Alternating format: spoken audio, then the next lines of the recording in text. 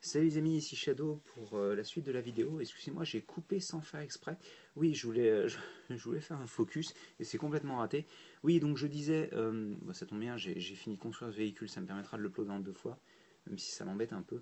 Je disais donc que ça représente les petites statues qu'il y a, vous savez, sur l'avant des capots de certains véhicules. Bon, après, c'est vrai que les gros pneus à l'arrière, ça fait un peu bizarre quand même, hein. Mais bon, c'est un style. Ça reste quand même pour moi un des meilleurs véhicules de la série. Donc bon, je suis pas super fan de toutes les grilles à l'arrière, surtout celles sur les côtés là. Je trouve qu'ils auraient juste dû mettre du beige parce que en fait, ça aurait fait une ligne comme ça entre cette partie-là et cette partie-là. Là, ça fait un petit peu une cassure, c'est un peu dommage. Je dis beaucoup de un peu moi. Bon, on va plutôt continuer avec bah, la suite, qui se trouve être l'arbre.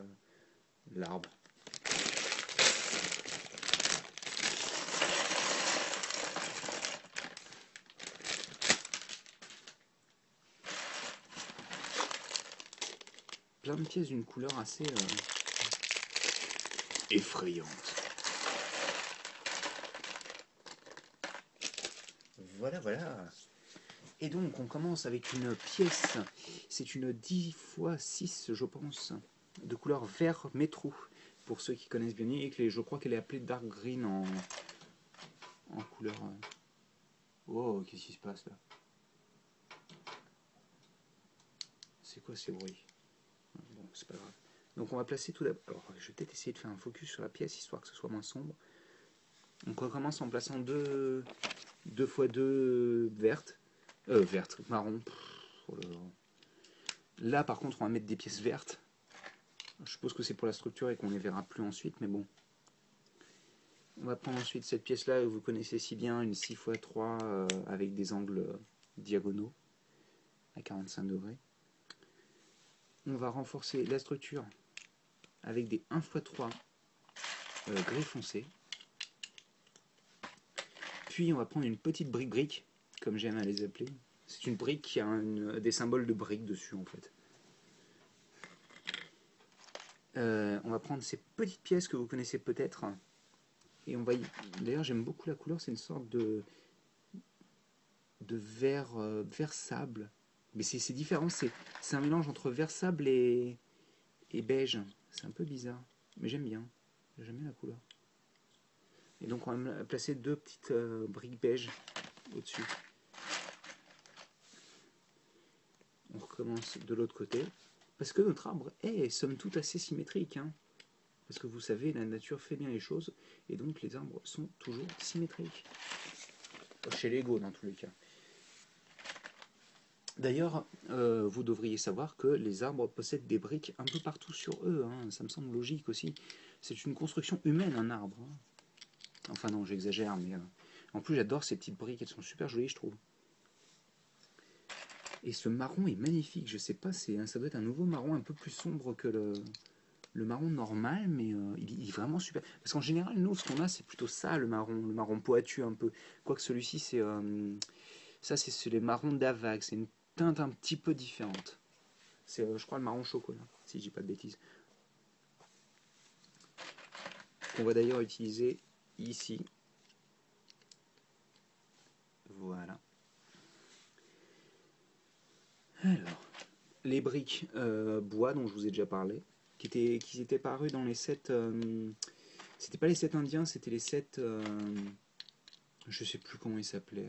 C'était les sets des patriotes d'Amérique, les mecs avec des blousons bleus. Je me souviens plus du tout comment ça s'appelait. Je l'avais, c'était le Fort Legoredo.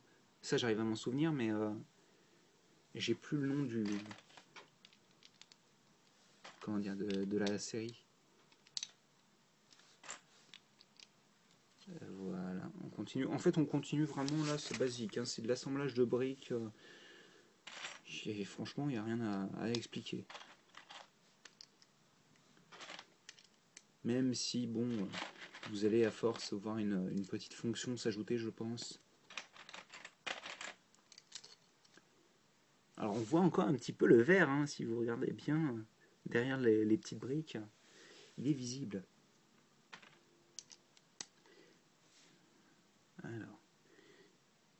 on rajoute des pièces avec clips sur les côtés. Mais cette fois-ci, c'est des briques complètes, c'est pas seulement la plate. Je vois pas ce qu'il faut faire ensuite, c'est génial. Ah oui. Faut que j'aille me coucher, moi. Parce que vous pouvez considérer en gros que j'ai pas dormi depuis... Ah oui, non, mais c'est vrai que la vidéo sera pas postée le jour où je la fais, donc... Bah, en gros, le jour où j'ai posté la vidéo, j'ai pas dormi depuis la veille, quoi. C'est l'idée. Il faisait chaud et tout. J'ai dû dormir 2 heures, à tout casser. Ça fait chier. Je raconte ma vie, mais j'ai pas d'autre chose à raconter, donc... vous tapez la vie trépidante de Shadow. Il faut dire, les formes sont très, très basiques, mais je pense que l'aspect final sera pas trop mal. Et ça, j'aime bien ces briques parce qu'elles rajoutent de la hauteur sans utiliser trop de pièces. Et puis ça donne aussi un aspect un petit peu plus, comment dire, c'est difficile à expliquer, mais en gros, ça monte plus facilement avec cette pièce-là, avec cet angle. Ouais, il faut vraiment que j'aille me coucher. On continue à mettre des jumpers. C'est du rouge métro. Et on va placer des os sur les côtés, là. Comme ça. Je suppose que c'est pour signifier que c'est loup-garou. Il va falloir que je prenne les pics aussi. Ouais, ça doit être parce que c'est l'hôtel du loup-garou, je sais pas. Hôtel AUTEL, hein, pas HOTEL. Voilà. On va prendre les pièces jumper et on va y insérer des pics. Pics qui sont d'ailleurs apparus dans la gamme Viking. Parce qu'à la base, en fait, ils n'étaient pas utilisés comme dents. Même si dans les monstres, ils étaient quand même utilisés comme dents, ils étaient aussi utilisés comme cornes sur les casques de Viking. C'est vrai que je vous fais un petit peu l'histoire des pièces Lego quand je vous parle de ce genre de construction, mais bon, je trouve que c'est assez intéressant de savoir pourquoi cette pièce est apparue en fait. Excusez-moi, je me bouche. Ah putain. Bah décidément, si c'est pas le Killer qui est malade, c'est moi, donc... Alors, je continue... Ah, tiens, c'est plus symétrique, ça c'est bien. Donc, d'un côté, on va prendre une brique marron, effet bois, et de l'autre côté, on va prendre une 2x2 circulaire. Sur chacun des côtés, on va prendre des briques noires pentues inverses, puis une brique marron 3x2, comme ceci, pentue inverse aussi, avec un angle de 30 degrés si je dis pas de bêtises. Il me semble que c'est ça. Ensuite, on va prendre... Ah, ça j'aime bien ces pièces parce qu'elles permettent vraiment de faire des arbres. C'est des pièces arches à la base qui sont utilisées pour faire des formes circulaires, des portes, des choses comme ça. Alors ça, par contre, c'est un détail que je n'aimais pas. J'ai trouvé que c'était pas joli. Quand j'ai vu le design du set, c'est des briques pentues comme ça qui dépassent de l'arbre. Je trouve que c'est pas spécialement joli, ça ajoute pas au design, donc bon. Je vous parle des éléments de design que j'aime et que j'aime pas, hein, ça peut permettre de d'égayer un petit peu la chose. Ou sinon, vous coupez le son, vous mettez du hard rock et c'est parti pour l'aventure. On va placer des petites briques transparent orange. Le orange qui est ce orange-là est apparu avec Mars Mission, qui était un excellent thème spatial. Je l'ai beaucoup aimé. Malheureusement, je n'ai eu que très peu de sets. Le Zerkiller en a eu un petit peu plus que moi. Je sais qu'il y a encore un set de dispo. Je crois que c'était le gros véhicule, normalement, si je dis pas de bêtises. Le gros véhicule à 6 roues. Mais je crois que le Zerkiller l'a, de toute manière, celui-là. Hop. Je peux encore le trouver à mon Pickwick, je crois. D'ailleurs, ça m'a fait marrer la dernière fois quand je suis allé à un jouet club tout pourri, qui ne reçoit jamais rien. J'ai trouvé l'hélicoptère de la seconde gamme Agents, la Agents 2.0. Ça m'a fait marrer parce que franchement, je me suis dit, pour une fois qu'ils ont quelque chose d'intéressant. Tu vas t'en penser? Oui, merci. On va rajouter d'autres briques orange. C'est marrant parce que le feeling du plastique transparent est absolument pas le même que celui du plastique opaque. Ce qui est totalement normal, vous me direz, vu que le plastique transparent est différent du plastique opaque. Ouh, je parle trop. C'est bon. Et donc on referme le tout grâce à cette pièce. Ce qui donne ceci. On retourne. Ensuite on va placer des briques vertes parce que vous savez qu'on adore le vert, qui n'a rien à faire là d'ailleurs. Je suis sûr qu'il y en a un dans le fond qui va me faire « Ah mais c'est de la nature, c'est normal !» Ouais mais là c'est censé être un peu effrayant quand même. Des briques 2x4, c'est des tiles, des briques plates quoi. Ensuite, des petites pièces sur les côtés, du 2x1, des briques pentues, pour donner des formes aux branches je pense. Et là, c'est le drame. Quand je plaisante, j'aime bien rajouter les... Hop. Le truc débile. Hop, on continue avec ça. On va placer une brique comme ça ici. Là, j'ai un petit peu de mal à voir où on va, même si je suppose qu'on va fabriquer une sorte de mécanisme. Ah bah, oui, on fabrique une sorte de mécanisme en effet, vu que c'est un sous-assemblage. Donc il nous reste ça pour le moment. On commence avec une 6x2, auquel on va mettre 1x2 vertes plates de chaque côté. On retourne, on place je vais y arriver, une charnière, voilà, oulala, excusez-moi. Puis une pièce qui sera sûrement utilisée comme appui, hein. Des pièces circulaires sans friction et des pièces avec un trou rond. Des 1x1 avec trou rond au milieu. Au milieu, de toute manière, il n'y a pas trop le choix. C'était vraiment un assemblage rapide, vu que vous allez tout de suite le fixer ici, si j'y arrive. C'est... Ah, ça fait bizarre parce que le... Ah oui, je suis bête, oui. C'est décalé d'un demi, en fait, à cause du fait que la pièce charnière, la charnière en elle-même est placée au milieu entre deux briques. Et ben on va continuer encore avec un autre assemblage. Cette fois-ci, on commence avec une 8x2. On va prendre ce genre de pièce qui est utilisé pour faire des murs très fins. Puis encore, enfin, je ne sais pas pourquoi il aime cette pièce, hein, cette pièce-là. Décidément. On continue avec une fausse pièce bois. Et encore une pièce verte plate. 1x3 noirs. C'est bizarre, ils auraient pu mettre des 2x3. Je ne pige pas là pour le coup. Une pièce pentue. Ah, je me disais bien que j'avais oublié quelque chose.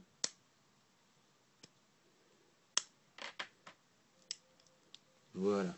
Il y a encore un mur ici. Enfin, un pseudo-mur. Et cette fois-ci, ensuite, on place les 1x3. On place la brique pentue. Une petite pièce circulaire. On prend une 1x2. Une petite branche. Comme ça. Et on referme avec une autre 1x2. Une autre charnière exactement comme l'autre. Enfin, comme la première plutôt. Qu'on va venir placer sur le bout. Et cette partie-là, on va ensuite l'attacher à l'avant du tronc d'arbre. Ce qui me semble un peu bizarre étant donné que j'ai oublié des pièces apparemment. Ok, j'ai en effet oublié des pièces. Donc il y a, tout de même, si je dis pas de bêtises, il y a 4 pentus comme ça noirs que vous allez placer entre les deux mécanismes en fait. 2 de chaque côté. J'aime beaucoup quand on voit rien parce que tout est noir. Voilà, comme ça.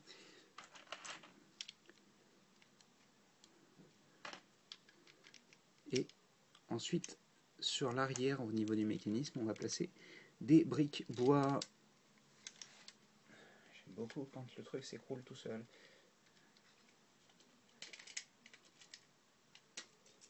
excusez-moi.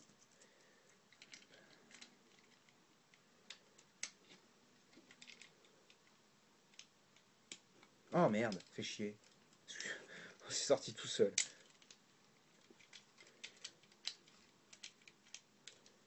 En fait, si vous voulez, vous savez la 2x4 qu'on a placée là, qui est une tile, elle a tendance à s'écrouler quand vous appuyez dessus. Enfin, elle n'est pas bien tenue, quoi.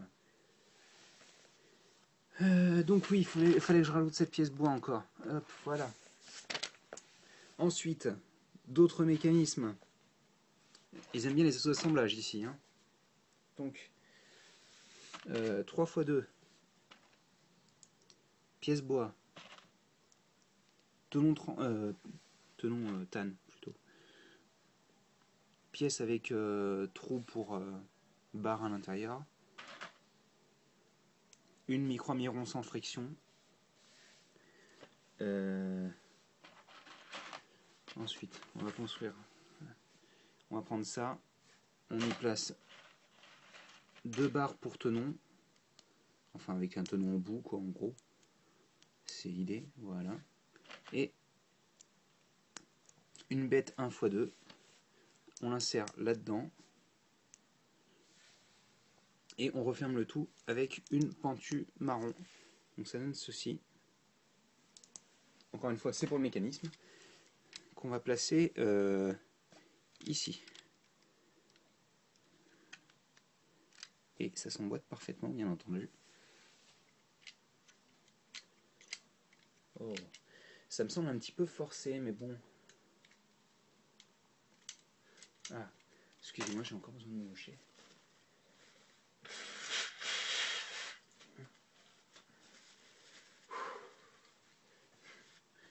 Espérons que cette fois-ci, j'ai plus besoin. Et bien entendu, on va faire l'exacte symétrie. Donc je vais essayer d'être rapide, parce que c'est pas très intéressant. Ça va encore durer 25 minutes, ça je pense, donc bon. C'est pas très arrangeant, parce que si vous saviez à quel point c'est long à uploader, surtout quand la conversion s'effectue pas correctement, et que vous avez des vidéos de 2 gigas, on ne faudra pas m'en vouloir si celle-là arrive pas le même jour que la première. Enfin, on verra bien. Hein. Hop, on obtient ceci, et enfin la pentue. Et donc on vient de passer à l'exact opposé. Voilà, ça donne ceci. Ensuite, on va placer un bout de bois, en gros. Une branche ici. Et on vient refermer. Pourquoi on vient refermer comme ça? Il manque des choses, non? Alors attendez, comment c'est placé ce truc-là? J'ai encore oublié des trucs? Ouais, j'ai encore oublié des trucs. Bon, ok. Ici, on vient placer des pièces marron. Et là, on place des 3x1 noirs afin de consolider la base. Pas encore la branche, mais sûrement bientôt, je pense. Bah oui, vu qu'on le fait maintenant, exactement. On place ça ici pour renforcer et la branche et le mécanisme. Et ça ici juste pour renforcer le mécanisme. Vu que de toute manière, la branche elle est plus basse, elle est déjà renforcée. Alors. On vient placer cette pièce-là. Elle va faire en gros... Elle va refermer l'arche un peu, on pourrait dire ça, qui va venir bloquer le mécanisme. Et on va placer la pierre loup-garou, j'en parlerai peut-être après. Je la montre rapidement sur un télescope, donc, qui vient se placer tout en bas. Je ne sais pas pourquoi on vient le placer maintenant d'ailleurs et pas plus tard. Parce que je veux dire, l'arbre n'est pas fini, donc pourquoi maintenant? Ensuite, on vient placer ici. C'était sur les pièces qui vont bouger dans le mécanisme, des pièces pentues noires. Et sur les côtés, des petits rondins, pièce 1x1 que vous connaissez bien. Puis des 1x2 encore. Voilà. Et enfin. Ok, d'accord. Des branches encore. Voilà. J'espère qu'elles sont un peu consolidées, non? Ouais. Elles sont consolidées par des 1x2 pentus. Après, on va placer donc... alors, ça se met comme ça. Et dans l'autre sens, pareil. Comme ça. On vient consolider avec des 1x3.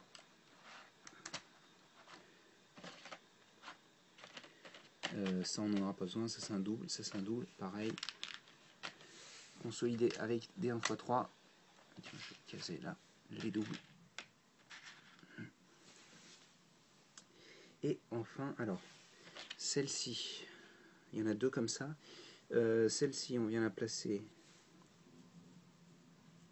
dans c'est ce trou-là.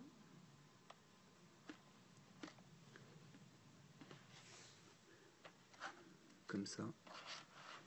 Et l'autre, donc celle-ci, hein, pareil, la même pièce, c'est dans le même trou. Alors il faudrait que je la place dans le bon sens. C'est dans le même trou mais à l'opposé en fait. Enfin c'est la symétrie quoi. Voilà. Et donc on a un joli arbre qui fait peur. Est-ce que ça ressemble à un arbre? Oui, un arbre décrépit je suppose. Les feuilles sont placées au hasard donc ça fait un peu bizarre. Et donc ouais il y a la gimmick du... Bon, je vais vous montrer. Je vais plutôt construire les figurines donc. Bon on va construire Captain Castagne. Papy Castagne, qu'est-ce que je raconte moi Captain Castagne. Donc un assemblage de corps basique. Ceci dit, l'imprimé du torse et des jambes est assez joli. Il rend plutôt pas mal.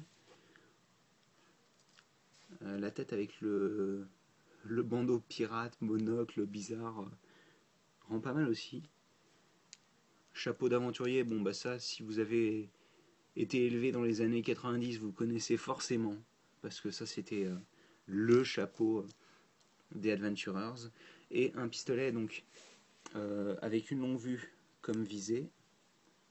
Et ça c'est un des chapeaux qui était apparu dans Indiana Jones pour je sais plus si c'était des musulmans ou, franchement je m'y connais absolument pas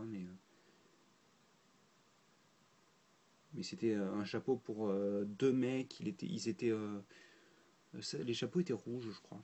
Enfin le pistolet rend pas mal, ça fait très cartoon avec l'énorme embout. D'ailleurs je vais le mettre dans la bagnole. Normalement si je dis pas de bêtises il montre pas.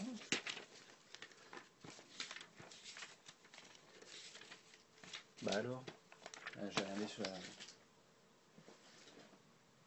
Ok. Le pistolet s'accroche sur le côté comme ça. Et donc le mec se met dans la voiture comme ça. Hop, dégage et hop là. Excusez, je focus.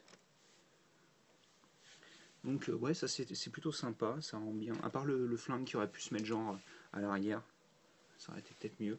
Même si là au moins il est à portée de main. Ça par contre ça tient pas, je m'en doutais un peu.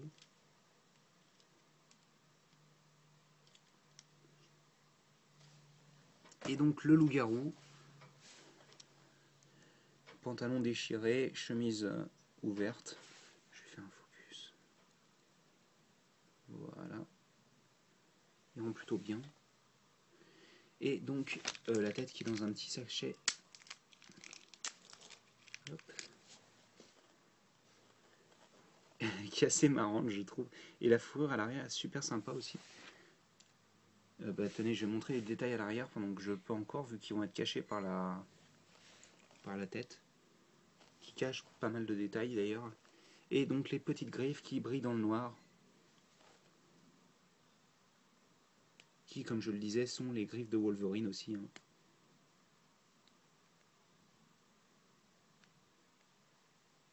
Elles sont un petit peu dures à enfoncer.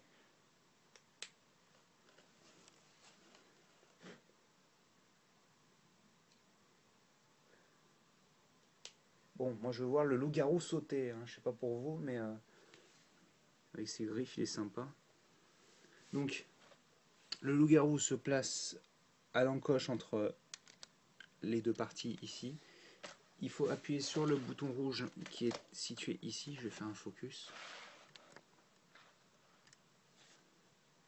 Et c'est raté, ok d'accord. On recommence. Parce qu'en fait, là, les deux parties qui sont là, elles sont censées s'ouvrir. Non. Ah, ok d'accord, j'ai pigé. C'est les griffes qui bloquent en fait. Donc je vais les soulever un peu. Voilà, elles sont soulevées. Et oh, oh putain, il est parti super loin. Il a fait au moins 1,50 m, je dirais. Je vais essayer de le récupérer. Hop.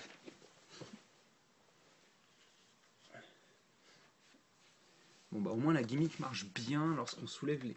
Vous vous souviendrez de soulever les bras, hein. Là, je l'ai pas tiré trop fort, mais